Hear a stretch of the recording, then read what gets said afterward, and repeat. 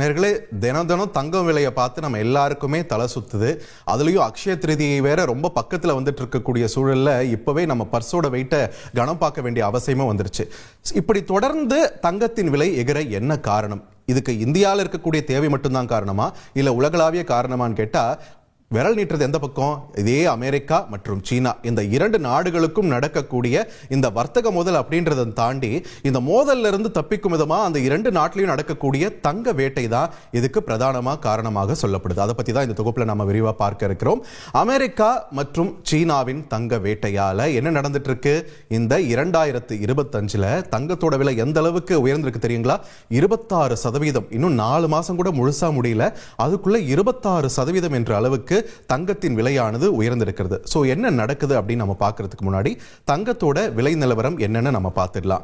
அந்த வகையில தங்கத்தின் இன்றைய விலை நிலவரம் என்ன அப்படின்னு நம்ம பார்க்கும்போது 22 கேரட் தங்கத்தின் விலை கிராம் ஒன்றுக்கு 9,290 ரூபாய் என்ற அளவில் இருக்கு.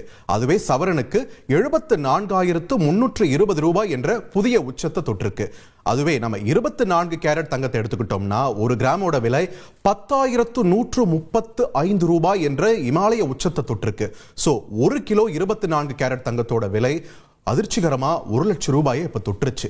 1,01,350 ரூபாய் என்ற அளவில் தற்போது 24 கேரட் தங்கம் 1 கிலோ ஓட விலை 1 லட்சத்தை தாண்டி இருக்கிறதையும் நம்மால பார்க்க முடியாது.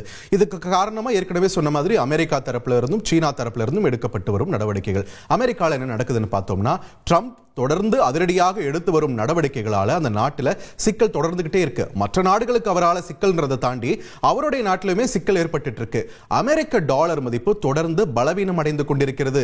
3 வருடங்கள்ல இல்லாத ஒரு வீழ்ச்சியை அமெரிக்க டாலர் மதிப்பு பார்த்து கொண்டிருக்கிறது. சோ இந்த சிக்கலான தருணத்துல இப்ப எப்படி நமக்கு ரிசர்வ் பேங்க் ஆஃப் இந்தியான்ற மாதிரி இருக்கு, அமெரிக்காவுக்கு ஃபெடரல் ரிசர்வ்னு ஒன்று இருக்குங்க.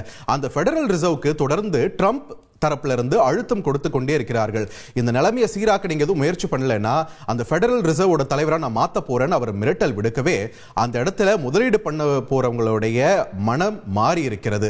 தொடர்ந்து அமெரிக்கால பங்கு சந்தையிலும் சரி, பாண்டுகள் மீதும் சரி, முதலீடு பண்ணவங்களுக்கெல்லாம் நம்பிக்கை குறைந்து கொண்டிருக்கிறது. இப்படியே போனா அமெரிக்கால நம்மளுடைய முதலீடுக்கு பட்டநாமத்தை போட்டுருவாரு ட்ரம்ப் அப்படின்ற ஒரு முடிவுக்கே சில முதலீட்டாளர்கள் வந்ததும் தங்கத்தின் மேல அதிக அளவுல அவங்க முதலீடுகள் செய்வதை பார்க்க முடிகிறது.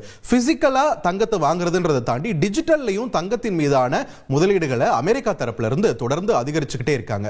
இது தங்கத்தின் மேல ஒரு பக்கம் தாக்கத்தை ஏற்படுத்தி கொண்டிருக்கக்கூடிய அதே நிலையில இந்த பக்கம் சீனாவும் சும்மா இல்லைங்க, அமெரிக்காவை விட டபுள் மடங்கு ஒரு தங்க வேட்டையை நடத்திக்கிட்டு இருக்கு. சோ சீனால என்ன நடந்துட்டு இருக்குன்னு பாத்தீங்கன்னா, கடந்த பிப்ரவரி மாதம் மட்டுமே 50 டன் தங்கத்தை